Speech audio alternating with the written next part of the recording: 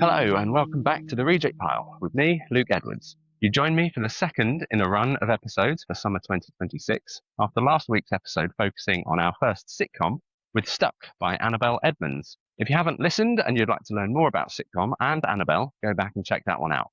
I also wanted to give a shout out to Nick Ilokumbere and Robbie Fox, whose work we previously featured on the show, for their credits on last week's episode of Breaking the News. If you haven't heard it, we have a previous episode dedicated to writing for Breaking the News with Ellie Hayward and Dan Swearitt, and Nick and Robbie's success is a good example of what Dan says in that episode. Persistence is fertile. If you're interested in learning more about writing for Breaking the News, do go back and check out that episode too. You can find all of our previous episodes on your podcast feed, places like Spotify for audio, or YouTube for visualized episodes, or my Substack, where the episodes are hosted, which you can find at lredwards.substack.com. But back to today. We're featuring a comedy sketch called Late to the Game by comedy writer Peter Beare. Peter is a massive fan of comedy, mainly doing work as a writer, although he has also been known to perform. Way back, he used to regularly submit to an online weekly comic creation called Strip Fight. It's now defunct, but some of his entries can be found at dangnabbit.com. As a listener of Sitcom Geeks podcast, Peter was inspired to enter some material to Newsjack, and one of the sketches in his first submission was recorded and broadcast, with more credits coming during the Nish Kumar and Angela Barnes era. Peter's approach to structured sketch ideation can be found as a mnemonic called Soup Recipe on the British Comedy Guide website, comedy.co.uk. That was previously referenced by James Docherty on an episode of The Reject Pile, so you may recall that. Peter's sketch Late to the Game was performed by Jonathan Amphlett and Alexis Coward, and I also want to credit occasional Reject Pile cast member Rob Stevenson for always helping to source the sound effects. You're about to hear Late to the Game before Peter joins me and the Reject Pile's script editor Phil Stewart for a discussion about the sketch and the writing and development process. Here it comes. An excited crowd ready for the first event of this year's games. The competitors must be enormously proud, Alexis, especially those making their Olympic debut. Oh, well, they are making their debut, John. The last Olympic Games was held 3,000 years ago. True. Many former medalists have retired since then. I suspect, John, that most were in fact atomised during the apocalypse, which scorched the face of the Earth, unleashing a nuclear winter that forced the few survivors to shelter beneath the surface of the Earth for millennia. Some might have taken up coaching. Unlikely, John, given the probable sequence of societal collapse. Firstly, there would have been mass casualties, radiation exposure, panic and confusion, with the loss of crucial systems and infrastructure. Next, a breakdown in civil order, looting and violence, leading to the rise of tribalism and warlords. And eventually, most major sporting events would have been postponed, or, depending on the scale of devastation, cancelled. Still, what better way to celebrate our emergence from our vast subterranean bunkers than to reinstate this festival of sporting excellence, the Los Angeles Olympic Games 2028. What was Los Angeles, Alexis? Nobody knows, John. Some believe it was a malevolent deity whom humanity appeased via ritualistic blood sports. Others think it was an energy drink that sponsored the carnage. I expected viewers may be intrigued by the decision to keep the branding of Los Angeles 2028, given that the year is closer to 5028. A rebrand was considered, John, but skills shortages made this impractical. Surely a few of those who fled underground to escape annihilation were graphic designers and corporate brand strategists. If they were, John, they would have pivoted quite rapidly to in-demand occupations like vertical farming, thermal engineering, or protein reclamation. What's protein reclamation? There was no such job in our silo. Did you have euthanasia ambassadors? Same thing. Oh. As for the legacy branding, I suppose it also helped that a bunch of unsold Olympic merchandise was discovered amid the ruins. Yes, that was a big factor in reinstating the games, John. An inexplicably intact distribution warehouse was found, filled with thousands of T-shirts, vuvuzelas and fidget spinners. This left us the cultural remnants we needed for an event of this scale, as well as the insights into chest size, lung capacity and attention span of our surface-dwelling ancestors. And because the items were already emblazoned with the logo for Los Angeles 2028, it was decided to stick with the legacy branding. Makes sense. No need to reinvent the wheel, although we did have to reinvent the discus. We did, John, yes. We have been able to piece together the nature of historic events from visual clues in the sporting pictograms on the memorabilia. Hence the faithful revival of classic tournaments like orb lobbing, stick-assisted overleaping, and the 400-metre consecutive pipe carrying. One difference is that the dark times leading up to the Armageddon. The late 2020s? Yes, back then, the stakes were very different. With competition for scarce resources, the games were a type of mortal combat, battle to the death. Golly! Naturally, in restoring the games, our enlightened society would never allow victors to slaughter the runners-up. No, of course not. The umpires do that. However, Alexis, the modern athlete has to contend with very different obstacles to bygone Olympians. They do, John. It takes a tremendous focus to perform in the disconcerting expanse of the outdoors. And unlike the controlled atmosphere of our erstwhile bunkers, fresh air lacks the mood suppressants that maintained public order. This could leave the contenders vulnerable to emotions, like hope. Just one of the challenges facing professional athletes when they compete at this level. At ground level? Exactly. Let's see how they fare as we join them for the 100-metre sprint. On your marks, set. And they're off. And, oh dear, all colliding as they run in spirals rather than a straight line. That's a consequence of adapting to cylindrical cities beneath the surface. Our evolved senses no longer able to adhere to linear paths. Something of a hindrance in many track and field events. It's also causing havoc in the queues for the toilets. Never mind, Alexis. Perhaps we'll have more success reviving some of the other barbaric rituals of the before times. What was the Eurovision Song Contest, Alexis? Nobody knows, John. As far as we can tell, it was an annual carnival designed to humiliate something called a United Kingdom. Peter and Phil join me now. Hello, guys.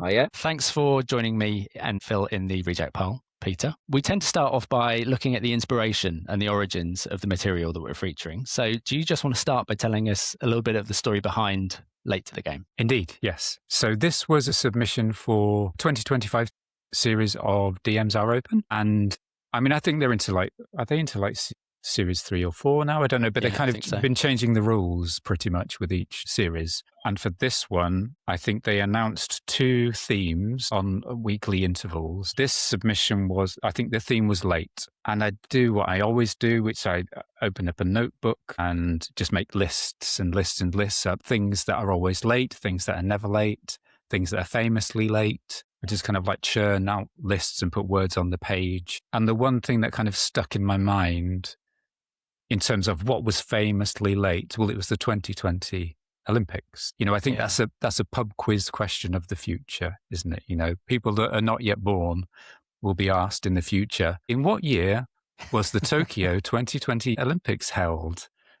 And there'll be some people in the pub who go, well, isn't that obvious? That's a trick question. But of course, we know that it was postponed until 2021 because of the COVID pandemic.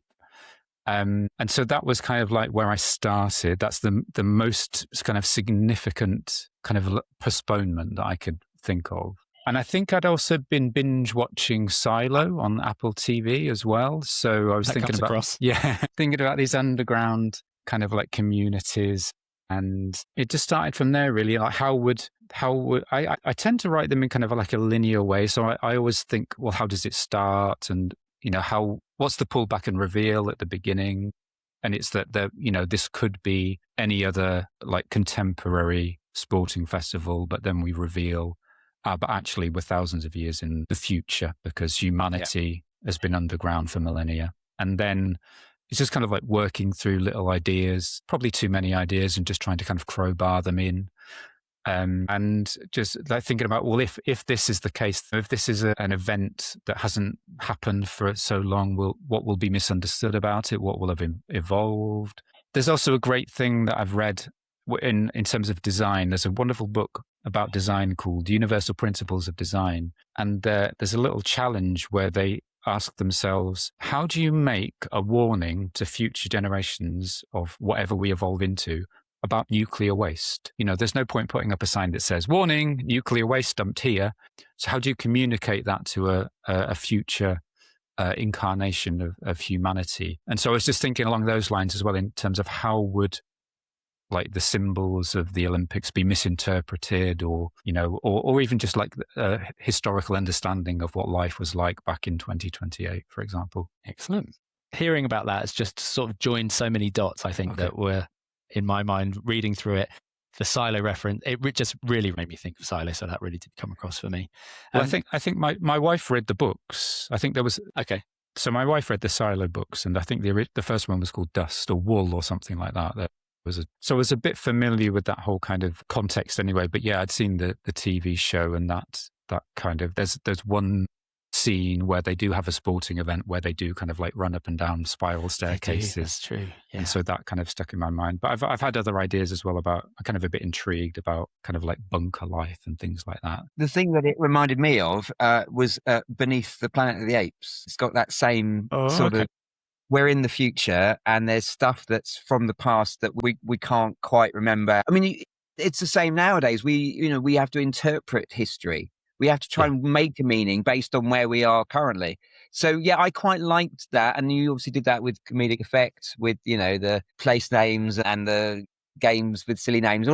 You were sort of exaggerating how the things can be misunderstood. And I really liked that. I thought as a sketch, it had a great central idea and a really good execution. My only thought was, I thought that it took a while in the draft that I read. This is not the one that obviously that was recorded, but the draft, it took a bit, like we didn't understand the concept until like the bottom of the first page. And with DMs are open particularly, they want you to get in there fairly quickly and then understand the game of the sketch. And I thought in that draft that I gave notes on, we didn't know this until the bottom of the first page. So was that because you were still exploring? You were saying that you write chronologically. I suspect you didn't find what the sketch was about until you got to the bottom of that page, and then suddenly you went, I'm going to carry on playing with this bit. Well, that's interesting because although I might conceive the sketch like chronologically, I'll go back and do revisions and rinses. But it's interesting that, I mean, it's definitely something that I'm kind of conscious of in terms of like getting to the funny quicker. And I've set myself a couple of rules. So obviously DMs are open. They're using the same template document that was used for Newsjack, I believe, which inexplicably seems to be in Portuguese. I don't know if I'm the only person to ever discover that the proofing language seems to be set to Portuguese. However, so regardless, about a third of the page is like, what is your name? What is the news story that's inspired the sketch or whatever? And so one of the rules that I've written for myself, one of the rules that I try to abide by is to get to the game of the sketch by the bottom of the first page. And I appreciate that that's something that might also be quite late. I mean, I've heard some sketches on Newsjack where they do it in the first line, that it's almost like the setup and punchline of the first, of the opening line are, well, here's the world that you think we're in. And then the second clause of the sentence is actually revealing the inversion or the game or whatever. Absolutely. I would say the second line or the third line maximum of a sketch. You want to get in there because ultimately it's a sketch. It's not a scene in a play. It's not a sitcom. It's not meant to be a story. It is. This is a silly idea I've got. So we need to get to that as soon as you possibly can. And so I would always recommend going, it's the old adage of get in late and leave early. As possible and leave as early as possible. Yeah, Indeed, and I feel absolutely. This one, because everything else was very good, I thought that was one note I could give. But yeah, so... Well, that's one of the things I've definitely learned, Phil, from this experience in terms of, I mean, one of the things about this kind of like cycle of sketches for these open door shows is that certainly with Newsjack, you'd write a couple of sketches and then next week you're on to the next batch and you can kind of like put them out of your mind. But I don't have that excuse with this one because it's not like I only had a week to write it. I could have written the beginning. But one of the things I've learned about my writing from this experience of being on this podcast and receiving the notes is that I think I'm a little bit indulgent with the world building. So I think that's what is taking up the too much space on my first page and elsewhere in the sketch as well. And in many of my other sketches, I'm kind of like providing texture, which I find interesting, or it may have been part of my inspiration, or I might be overcompensating for the fact that it's on the radio, for example, and what I'm actually picturing is a visual sketch. So I think that's what's keeping me from getting to that kind of like that kind of initial setup, that kind of establishment of the conceit of the sketch, for example. So you're spot on. What I was going to say, my other note is that some of the dialogue felt that it was purely exposition. Yeah. There was not all of it, but particularly earlier on, the lines had a lot of, you're cramming in the world building. Yeah. And like, make that shorter. We don't need the world building. And obviously you're having fun with it. And this is the thing I find about writing is that I guess the joy of it is the bit that you like. And it's just like, I'm going to play with all this stuff. And then the skill comes from, okay, I've got to deliver this and show this to somebody. And it's got to fit in with their expectations and what they want. And sometimes that transformation between the material that you've output when you've had fun and what they want may not necessarily easily translate. I know that I did a sketch. Do you remember? I don't remember, Luke. I wrote a sketch, and when I got notes back, it was like, it's far too long. And I'm like, yeah, no, I know. When I wrote this one, I just went, I don't care. I'm not writing this for DMs. I'm just writing this for me. Is it funny or not? I was just going to jump in because you have met the brief with this initial draft. It's 3 pages, and obviously you've talked around, your thought processes to the reveal, I guess, and everything that you and Phil have just discussed. The updated draft, which we've recorded, is longer, and this conversation, like the points Phil was just making about his same experience of did something for DMs and then thought, well, I'm going to take this ahead and do it for myself. That ended up longer. You're in the same situation here, Peter. Were you aware of that? And is there anything to sort of address there? Was it a conscious decision or? Yeah, no, absolutely. I mean, one of the things, I think I'm quite disciplined when it comes to, trimming out jokes that aren't supporting the kind of the main premise, so I'm quite, even if I think it's funny, I think I'm quite critical when I edit and ask myself, okay, yeah, it's funny, but is it detracting from the main premise? And I'm pretty good at kind of like pulling that stuff out and shaving that stuff out. But if it's, what I'm less good at is pulling out the relevant jokes, the on-topic jokes that just make me laugh and are there because they make me laugh. But I definitely kind of that whole dynamic of, is this for DMs or is this for me or is this for something else? I've got a tremendous amount that I can say about that. When I first began submitting to these open door shows, the thrill was the prospect of it being broadcast on the radio. Then there was a slightly less significant thrill, but it was still a nice bonus to actually then get paid for it as well and feel like I'm a professional writer now. But, when you've submitted series after series, I'm in an unusual position in that the first sketch I submitted to Newsjack got on. It was broadcast. And Wow. a little bit of me thinks they saw a new name. They saw a fresh name there and cut me some slack potentially. It's like, here's somebody new, let's encourage them. But I got some subsequent material on. But then as I took it more seriously, I was less successful. I got less successful in getting stuff on the radio, but maybe I was more successful in kind of like writing to my own voice. But I've continued to submit and I've continued to write. And the way that I feel about it changes all of the time. But one of the things that I think is now pretty secure in my mind is that what I'm exploiting is the deadline. I'm exploiting the opportunity potentially to get on the radio. But more than that, I'm exploiting the deadline, which is forcing me to write something. And so ultimately, I think I'm closer now to a position where I'm writing something that will work for me and I can try and accommodate it for the radio show as well. But here's a weird thing that happened. So in the last series, it might even have been this sketch. I had my theme. I wrote my sketches. I thought, I'm happy with these, but I'll take all of the time that's available to reread them and revise them and polish them. And then I'll submit them as required on Wednesday before 5 p.m. or whatever the deadline was. And so I get to Wednesday at 4 p.m. and discover that the deadline was on Tuesday at 5 p.m. But this is I the can thing. relate to that. I'm But sure a I lot of us didn't- have been there. I wasn't annoyed. I was Yeah. like, I was so zen about it. And it's because what I had, although I'd missed the deadline and there was zero chance of these getting on the radio, I thought to myself, I would only have marginally increased my prospects of getting this on the radio if I'd actually hit the deadline and submitted on time.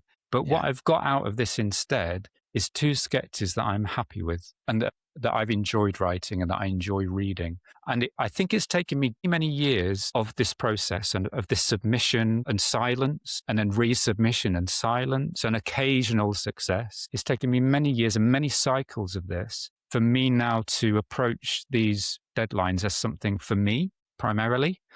To kind of like encourage me and motivate me to write. I had the same experience. Do you remember? I think it was the same year, Luke, you and I, we wrote some sketches together. And we wrote one per week or 2 per week. I can't remember. So it was the two prompts per week. We did late because we did a zombie one and we did. There was some caveman one and stuff like that, which was anyway.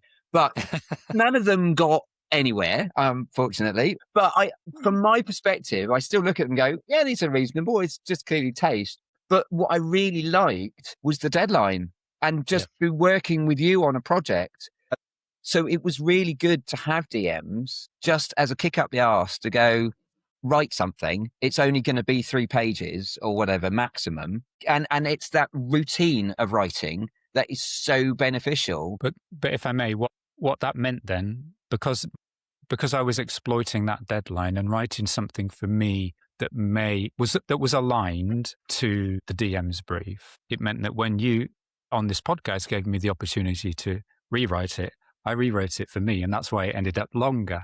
I didn't put stuff back in that I'd pulled out. I just came up with new ideas and I kind of explored that world more and had more fun and tried to incorporate more jokes. I think I probably still went a bit overboard with the world building rather than the jokes, but nevertheless, I thought, well, rather than try and make this more fitting or just more lean for that original target radio show, I'll just indulge myself a little bit.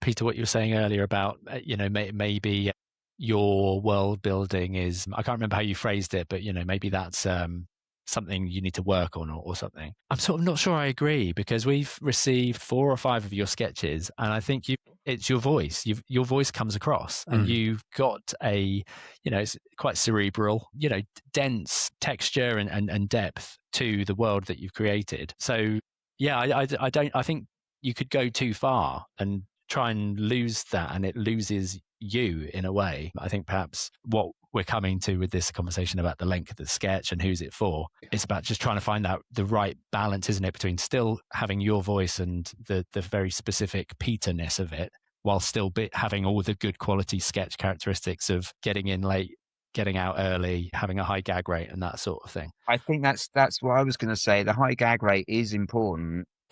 Or having a rhythm to the gags so that the audience know when they're coming and it's got so they don't get bored. Even if you want to take their time, if the audience know they've got to wait, that's fine. They know. But if they're just saying there's no jokes in this, but if they know they're going to wait, you know what I mean? It's like you've got a little bit of build up till you get the punchline. That's fine. But it's letting the audience know about the fact that they're going to have to be patient. Yeah, like true to themselves or whatever. Yeah, they can be over the top, can't they? And they can serve the conceit of the sketch rather than serve themselves as characters. And I agree, Phil. It's what I want to avoid is doing, even if it's a bit cumbersome, kind of the original setup. Once you've revealed what the sketch is about, you then don't want to, well, what I shouldn't be doing is then trying to kind of like lay on more information to set up the next, the second joke should spring from the first joke and the third, so on, rather than having to provide more context. Put the setup at the beginning and then leave the setup set up. And then you haven't got to worry about setting up more setup in the middle of it. Yeah, it absolutely does. And it's something that because I'm writing some stuff that's more, I'm writing a sitcom idea up at the moment. And I still think there's still some value in treating each scene as I would treat a sketch in terms of absolutely there's humor to it. But what I have to remember is that I did all of the setup in the previous scene. that I don't need to kind of like reintroduce any of that stuff. I've got something that you said a moment ago, Luke. I've got some thoughts about that. When you're talking about texture and kind of like density of kind of like information, I think I mentioned to you that, thriving on deadlines, way back I used to submit to a weekly comic competition. This is like 20 years ago when I was part of before Facebook and everything, there was a community called LiveJournal, and there was quite a healthy community of like comic creators and small press comic people and web comics people there. And I used to, there was this weekly competition called Strip Fight, and I used to submit to that, and I could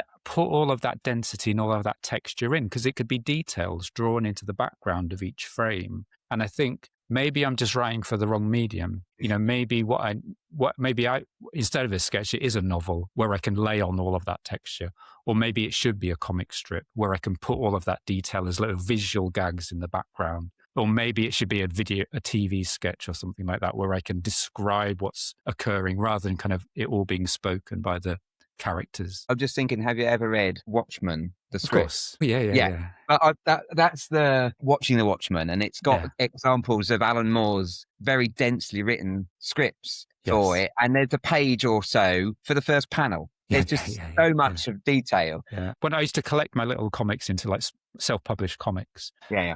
And there used to be in Judge Dredd magazine, there used to be a little page devoted to like the small press comic community. And I got a write-up. I had a little write-up in there about my small press comics. I've got a whole load of Judge Dredd magazines over there. All right, there you go. So I may well have the one that's got you in it. I find that when you're writing a sketch, not necessarily you, but it's really important to be aware of the medium that you're writing for. And you can be exploring an idea and the way it comes out. Like, so you might write lots of detail. You just think, well, does that really suit radio? Someone talking about all this stuff? Or would it be better if this was some other medium? So it might be a case of this idea that you've got. Is it a particularly radio gag? I mean, I think if you're thinking in terms of, the ground communities and things like that, it is quite it's when you've got big budget and visuals, it was great. Because obviously you've got the imagination. And I find that with radio, just a little sprinkle of detail, just a suggestion, a hint of something, and the audience will fill in the gaps. Like a sound effect or... Well, yeah, sound effect can often do it too. But just a drop of... a phrase, Yeah, just something that can help paint the picture. But you don't need to go into huge amounts of detail, because I don't think audio/radio listeners want to be told what to imagine. Yeah, that's a good They point. want to be able to picture it with their own, you know what I mean? You don't need that much detail, but particularly with a comedy sketch, the detail and the world and the setup is the least important thing. The gag's the most important thing. Yeah, as you said before, that nobody wants to be bored, so it's the most boring part. It is, yeah, which is why you need to get it done as soon as possible. Get it out of the way. Let's get the jokes in, and then get out as soon as you've thought of the best joke. Okay, guys, I'm thinking it's time to watch the recording. An excited crowd ready for the first event of this year's games. The competitors must be enormously proud, Alexis, especially those making their Olympic debut. Let's see how they fare as we join them for the 100-metre sprint. On your marks, set. And they're off. And, oh dear, all colliding as they run in spirals rather than a straight line. That's a consequence of adapting to cylindrical cities beneath the surface. Our evolved senses no longer able to adhere to linear paths. Something of a hindrance in many track and field events. It's also causing havoc in the queues for the toilets. Never mind, Alexis. Perhaps we'll have more success reviving some of the other barbaric rituals of the before times. What was the Eurovision Song Contest, Alexis? Nobody knows, John. As far as we can tell, it was an annual carnival designed to humiliate something called a United Kingdom. Okay, Peter, do you want to go first? What reflections do you have on having seen the recording? It's well, I mean, I've reminded myself of the sketch prior to this recording, so it's made me smile. It made me smile. It's lovely to hear other people laughing whilst they're performing it. Some of the padding that we've discussed there, some of the overwrought exposition is very evident in that, but it's not too painful. It doesn't kind of like harm me too much to hear some of that. But I can see where I'd go for an alternative draft. But some of the jokes seemed to land. So yeah, it was fun. It was fun to hear, and I really appreciate everybody's involvement in it, like performing it. I think that's one of the real treats of this experience, is getting to hear other people say the words that you only hear in your head, and then to see how they're reacting to it as well. So yeah, that was a lovely experience. Thank you. One of my notes I had previously on the earlier draft is that some of the dialogue didn't feel as natural as it could do, because you've got a certain way. And I think that note still stands to some extent, that it would be nicer, I think, for each of the characters to have their own way of speaking clearer, so that at the moment we've got what appears to be some form of sports commentator, and then another one, but there's no conflict really between them. And I don't know, the sketch doesn't have any momentum to it, in the sense of I don't know what the characters want, what they're trying to achieve, other than I'm going to say some things about the situation that we're in, that some of them have got comedy jokes attached to. And I think that sometimes a sketch, well, a lot of the time, there should be some level of conflict where there is somebody who wants something and the ridiculous situation isn't getting them what they want, and then you lead to a resolution or an exaggeration of where it's going to go. So the reveal about the Eurovision, I can see why you did that, but it doesn't spring out of the characters. And I just think that if there's one note I would give, that it could do with a bit of character conflict, a bit of character objectives. What is it that these sports commentators want, other than seemingly to explain the setup to each other? One of my other notes was the fact that it could be more conversational, with things like, as we've got this situation we've got to deal with. What pressure are they under?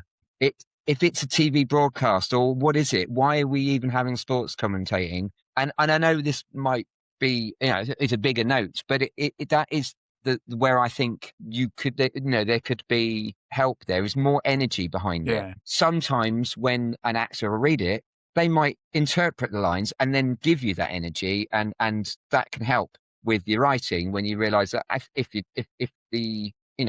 actor will contribute and bring something to it. But and it's not a criticism of your actors on this one, though.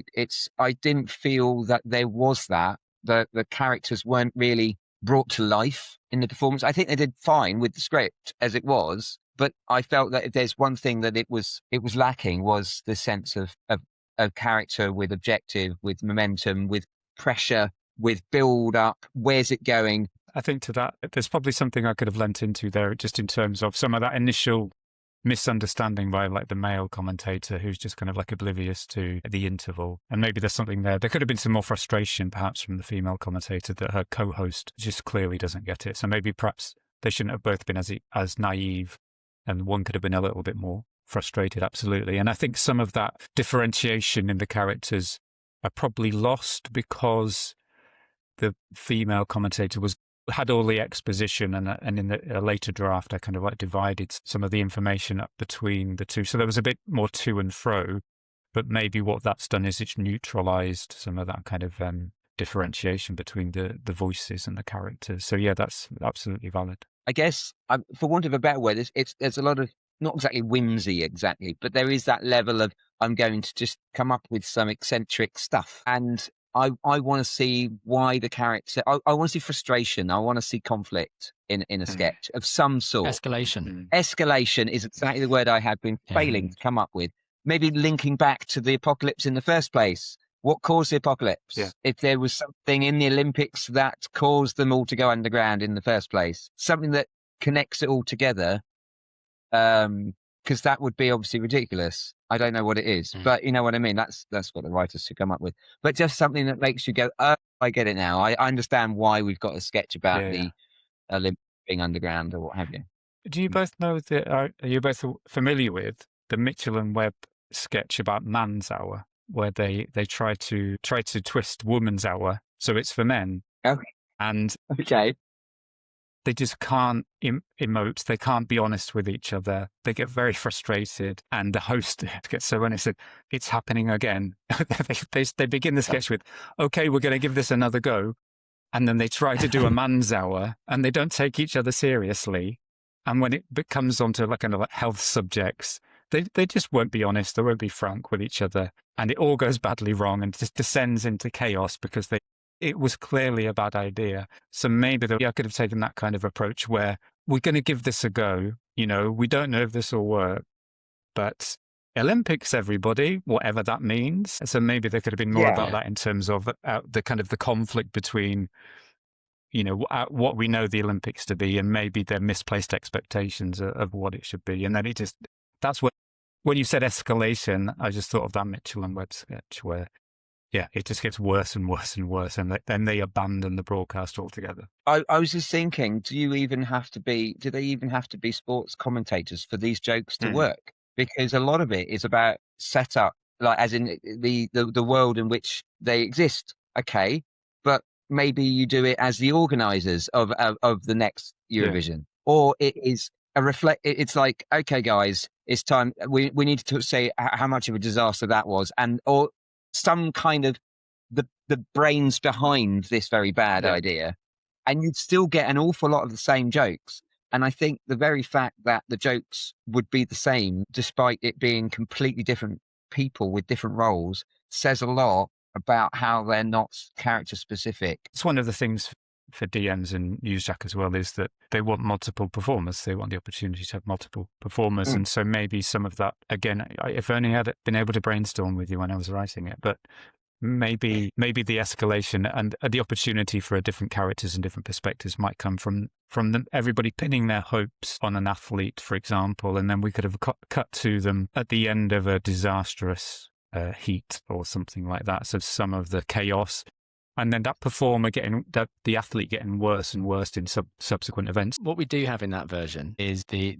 100-meter sprint that fails because everybody is running in circles. And Phil, we sort of often find we're getting a bit of a recurring theme here that for me that sort of feels like the high point of the sketch, and maybe to the point of what you guys have been just been talking about.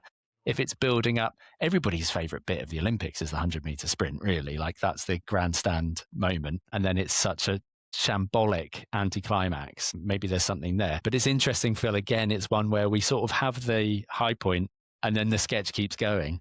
Yeah. It's remarkable how often that's coming up. And the punchline there is very perfunctory. It's I'm aware of that when I wrote it, that it's a dig at Eurovision, is just you could tag that onto the end of any sketch, really. Yeah, it's a good we all know that's a disaster. You also touched on it earlier, was that you did a joke about Eurovision, and not only talk about Eurovision, okay, so that's the punchline is, oh, look, we're going to try the same disaster with a different thing. But then you make a joke about Eurovision in itself, and suddenly we're going off topic a bit. And it is that idea, I think you brought in, like, do the joke support the narrative, as it were?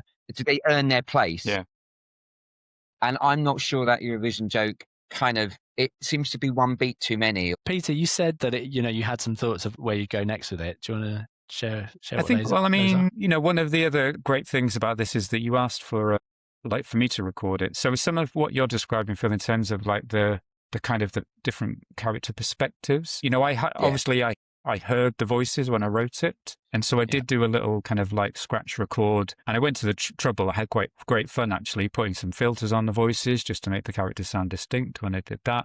And I think some of the kind of my performance perhaps was a little more faithful to what I heard when I wrote it. Obviously the performers wouldn't know that because they can't see inside my head. So in terms of where I would go with it, I think I'll completely abandon it, to be honest. No, just because what I've got from it, I think, are lessons to apply to the next thing, and that's the whole rhythm and the cycle of Newsjack and DMs and all of those sorts of things. So the stuff that I'll take from this, but I think I don't want to flog a dead horse with this one, and I fear that I might do, and maybe what I need to do is just kind of like take these lessons and apply them to something fresh, or to revisit some of my other sketches and kind of like apply my own reject pile kind of like process to some of the other stuff and apply some of these lessons there. But I think that, it'll stop. This sketch will probably stop being fun for me if I'm too, of course, if I revisit it too much. But I think if somebody were to commission me to do another draft, then I'd perhaps introduce kind of like the kind of the hopeful athletes that they've all got their hopes pinned on.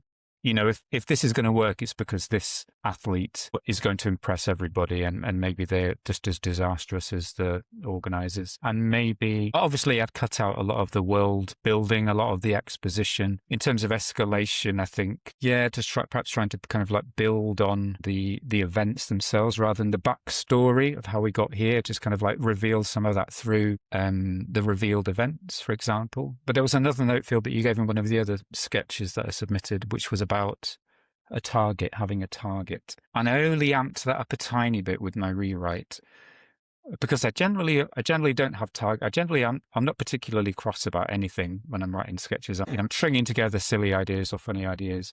And there are a few things that really enrage me enough to write a sketch. But if there were one target here, which I just amped up a little bit, is the fact that it seems to be that sports events are sacred.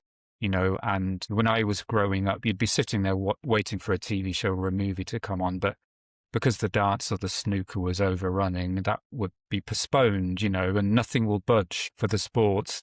It was, COVID did shift the 2020 Olympics, but that's when things are bad. And I think if there were to be more of a target, I'll probably make it more about that. And maybe it could be taken to the kind of prior to the actual event and people debating the merits of reviving the Olympics or something like that. But I just wanted, in terms of the soundscape, I wanted to bring it to the stadium, and that's why it was happening there and then, if that makes sense. So yeah, I'm buzzing with ideas now based on your feedback, and I could take it in a number of different directions. But I think I'll probably apply it to something fresh. Yeah. There is something really obvious that you did miss on this, is the competition element. As in, the thing about the Olympics, there are countries trying to win. There is no mention of who each of the competitors represent as such, unless I didn't hear that. So I think you've got potential there to explore the world in this post-apocalyptic thing, talking about places of these, so not only have you got the games with silly names, but you can have places that are now in this subterranean world that you've come up with. So because and the need for competition and the need for fighting, you talked earlier about, man's hour, but you think, okay, why do we have the Olympics at all? Why is it important? What does it represent? Why are you taking a pop at it, or why are you celebrating it? So I think there is areas there that you could explore. And you said earlier, by the way, I wish you'd had me to brainstorm. I am always very happy if people want to send me stuff. Peter, you've alluded to some of the other things that you're working on.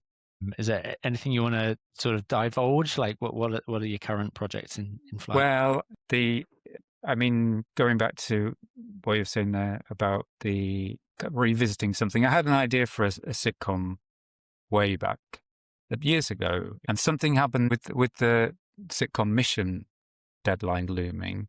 Something sparked an idea there for me to revisit that. So I've written a couple of scenes of that. I'm not going to get it done by the deadline. I'm not often late with stuff. I'm always really, really last minute with stuff. I did describe earlier how I missed the deadline for the Amsar Open, however, but I'm probably not going to hit this sitcom Mission deadline. But the fact that the deadline's looming seems to have been a bit of an impetus for me to kind of like revisit ideas. So I'm writing that up. It's a post-apocalyptic again. Is this something you're trying to tell us? No. It's maybe it's revisiting this that's made me kind of like come back to this. So I've got this idea for a sitcom called Too Soon, and it's about an aspiring comedian whose career was cut short by the apocalypse. But that doesn't prevent them from trying to pursue a career in satirical television comedy. And that's their only post-apocalyptic skill, is the ability to make quips.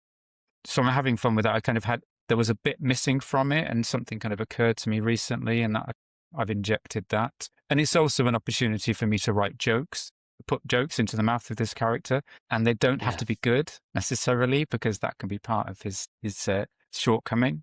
There's another one that I really enjoyed recording the version of the sketch that I submitted for you, Luke. And so I've got some other kind of rejects from DMs and Newsjack that I'll have a go at recording myself once I've kind of rinsed them through with some of this advice. I don't really have much of a writing community around me, and that's due to my own awkward tisms as much as anything. But I'm a big fan of people like Tom Crowley, who kind of like do like single-handed podcasts, sketch comedy, and Stu Horgan, I think, is the other one who does highly irregular. So the people that can, despite being like sole writers and performers, kind of create this kind of like cast of characters. So I might try and emulate. I'm hugely inspired by that, so I might emulate that. And I've got another idea for a podcast as well, which I've got lots of material for, but need to just kind of order it. And it's a bit of it's quite a geeky topic around this kind of imagined computer software that's even more kind of arcane than Linux, for example. Okay. So it's basically it's a beef and dairy network, but for an obscure operating system rather than the cattle industry. Those are the things that I'm got going bubbling under at the moment. Yeah, excellent. Well, if you want notes on any of those, you know where I am. We do take sitcoms as well now on the reject pile. We're not just sketch comedy.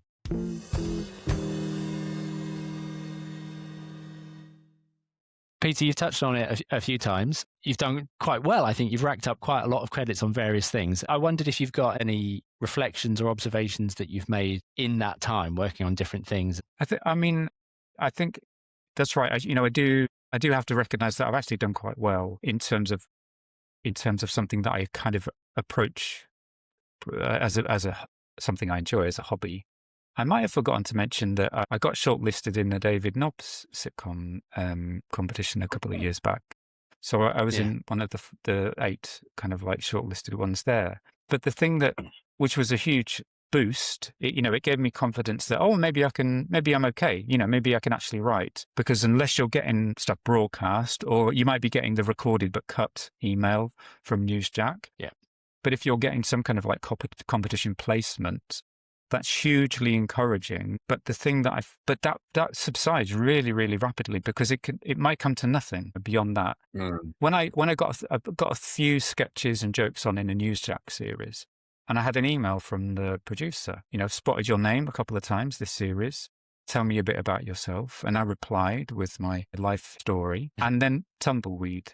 Nothing came of that. And I thought, I've just done something wrong there. And so I've had a few of those experiences where it feels like, here's a little bit of validation. You might not be successful, but it's validation. But then that kind of like stops very abruptly, which means that, so basically what I'm leading to is that this means that I've had to continually revisit what is my motivation for writing.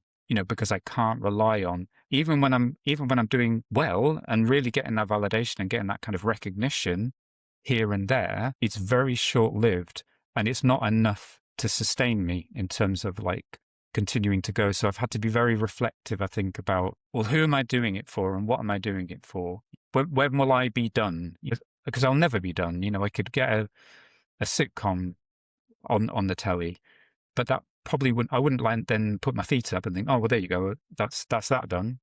There'd be something that continues to drive me. I've got a tremendous creative urge, and it's always looking for outlets. So I've really had to kind of like sit with that and explore that. And I love reading around kind of a creative drive and creative lifestyle, and so Austin Kleon and Still Like an Artist and Keep Going and all of those sorts of things about sustaining yourself as a creative. That's what I've taken from how I approach writing, and then how I feel about it afterwards, when it does or doesn't land. So, and it's been more of a journey of my own kind of sort of purpose or motivation as a writer or a creative person. I think that sounds so pretentious, doesn't it? I think it's important, discovering that you're doing it for yourself. Because for me, a day where I haven't made something feels like a wasted day. And I'm lucky that I have a job that gives me a lot of opportunities to be creative, which I think I've kind of engineered myself into that kind of role so that I can be making stuff and writing stuff and animating stuff. But I know that I'll keep going regardless, and I'll never abandon it, which means that what I really have to work on is, prepare yourself, Peter, for how this is going to make you feel when you don't get anything back. You need to be able to have a really good understanding of what your personal definition of success is. Is it important that how will you know that you've made it? And you also need to understand, and I'm sure you probably do, that no writer unless you're really, really famous, can make a sustainable, regular living from being a writer. It's just not practical. There's not enough commissions going out there. So it's not about the money, certainly. Yeah. But even about having enough. Well, yes, the money's not there until you become hugely famous. And they are the 1% of people who become huge. And they're the ones who are celebrated. And it's okay if you can come to terms with that, as long as you can define your definition of success as I've written something every day. I have sent things off to competitions. I have won competitions. If there's certain things you want to do that are within your control. But even then, it's not. I mean, when you enter competitions, you never know who else is in the competition. Mm-hmm. So it might just be bad timing. It's not always about, quality of work. Your stuff might be as good as somebody else, or suddenly some amazing, Shakespeare decides to rock up. And you think, well, okay. And I know that sounds like I'm being negative, but there's no point having this. It's the reality. Yeah, it's the reality. And come to terms with that, and then define your success in other terms. And it sounds like, Peter, I think I relate to a lot of what you're saying as well, because I think it's natural for us to do this sort of level of soul searching of, well, I've put this thing in, I got validation from it. That was good. Yeah. I put this thing in, I got nothing back from it. How do I feel about that? How do I process that? Or I put this thing in and what I got back was rejection. How do I respond to that? Exactly. And why would I put myself through that again? Like next week and next week and it's I think it's tough. It's something that that I love about listening to the other writers on this podcast is, it's a lot more self-compassionate just to not bother, just not to not do it. But if I may, I want to tell you about one kind of a little bit of success it was a small thing, but it's just been hugely uplifting for me. And that was that I hooted with joy when this happened, because when I was listening to an earlier episode of Reject Pile, it was James who wrote the Doctor Won't See You Now sketch and came on to discuss that. And he talked about an article that he found on the British Comedy Guide, which was a framework for kind of like creating ideas for sketches. And it was this mnemonic called Soup Recipe. And he said, I can't remember who wrote it, but it was me. And so when I heard him name check that, I was just like, one person out there found that useful, and they're telling the world about that now as well. So, the great thing about DMs and about News Shack is that I know that one person's going to read it, and that's one more person that would read it if it sits on my laptop. So sometimes just having that kind of the sense of connecting with just one person, making one person laugh, or just not feeling like you're completely insane for finding stuff funny. So just that kind of, it doesn't need to be about depth. It doesn't need to be about vast audiences. And sometimes you can get that from performing, so I've done stand-up classes, which I'm less comfortable doing, but it did at least give me that sense of like the whole communication journey having been made, something went out there, but it was received, somebody did kind of like was on the other end of that. And so, that just any sense that that's happening. So just the fact that I'm engaged in this is something that gives me a great sense of a writer's identity, and sometimes that is all that kind of sustains you, I think. Yeah, you didn't say it, but I hope that another thing that people get from listening and appearing on this podcast is that sense that you're not alone. We talk about a lot of recurring themes and a lot of recurring feelings. And as I said, certainly a lot of what you said I can relate to as well in my own experience of writing and rejection. Good old rejection, eh? I was just going to say that rejection has a negative connotation. It makes you think, oh, I'm not good enough, blah, blah, blah. Maybe we've talked about this before. Maybe we should talk about rejection more often. But it's never about whether you're a good person or a bad person or what the quality of the work you've done. It's rejection. If you submit something to DMs, they've got a particular thing that they are looking for at that particular moment. And it's almost like you're just shooting at random, almost going, well, I'll give it a shot. And you won't know what it is that they're looking for exactly. And they won't know until they necessarily look at it and go, maybe. But it doesn't mean that what you did wasn't good. It doesn't mean that you as a writer aren't a good person. So being rejected, it's never personal. It's just about whether the thing that you did was in line with something that you could never possibly know, because you never know what's in the mind of the reader or the producer or the circumstances or any of that kind of stuff. Far more people are being rejected by DMs than are being featured on. Exactly. And it doesn't mean that they're all terrible writers. There might be some that are, but that also means that there might be good ones that are. But it is tough though, isn't it? It's something, because each rejection is almost it's a painful, it can be a painful thing to do repeatedly. And so you almost have to kind of recalibrate your own rationale for stuff each time. Yeah. And there's something that makes you keep writing. Yeah. Regardless, irrespective of that. And so you just have to search for what that is, I think. And that's what I've been doing, I think. Yeah. There was an ethos in working for TV and applying for jobs, is that I want to successfully get rejected from a job 100 times. Like, you want to just keep applying and getting 100 rejections, because I've done the work that is through applying 100 times. Yeah. That's an achievement in itself.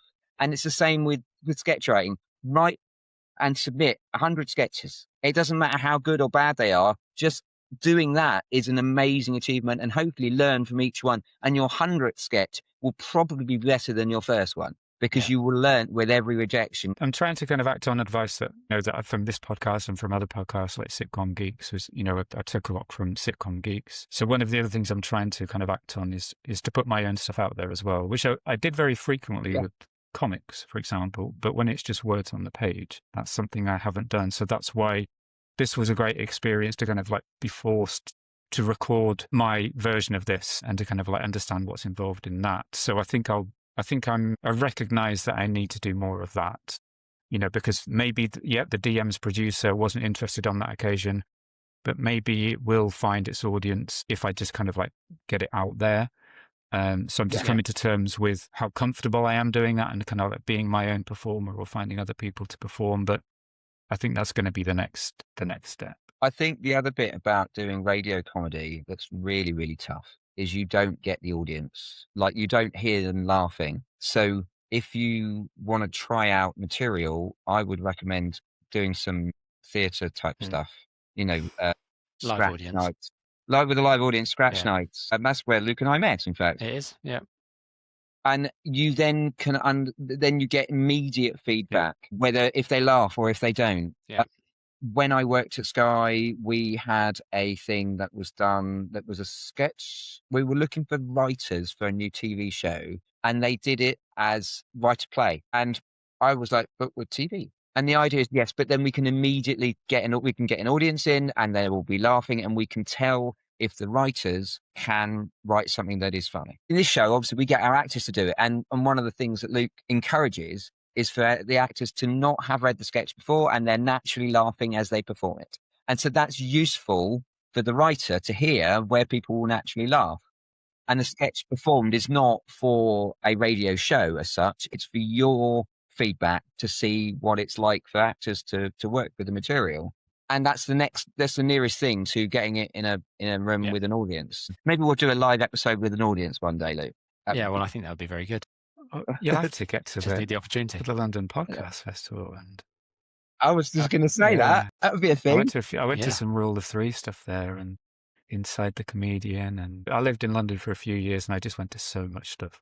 I went to a John Finnemore scratch night, or a work in progress, and then I went to see him record months later. Saw him doing those same sketches for Souvenir Programme at the BBC. So I really kind of immersed myself into comedy culture whilst I was there, and it'd be great to see something like this at the podcast festival. But doesn't that just illustrate that John Finnemore works like that? So there must be something in it, right? It is grind. He really puts the hours in, and it's effort. And obviously it shows the results are always brilliant. Yeah. But what you don't see is just how much hard work he's put into doing those sketches. So if even somebody as, famously brilliant as John Finnemore has to put the hours in and the work in, don't feel bad. We have to, at the beginning of our careers, we've got to put more effort in. We've got to really work hard. And another thing that, that's queued me up for saying something that's been on my mind quite a lot in this conversation in the second half is again, something that James Carey on Sitcom Geeks says quite a lot. Nobody's making you do this. Yeah, So exactly. it's not easy. Nobody's making you do it. And just to bring back full circle, you look within. Why are you doing this? Find that like intrinsic motivation and focus on that. I think it's time we wrap this up. So I want to thank you, Peter, for sending your sketch in and engaging in the process and the feedback and joining us today. Phil, thanks as ever for the feedback and helping Peter with the development process. This has been The Reject Pile. I've been Luke Edwards. Thanks for listening. Goodbye.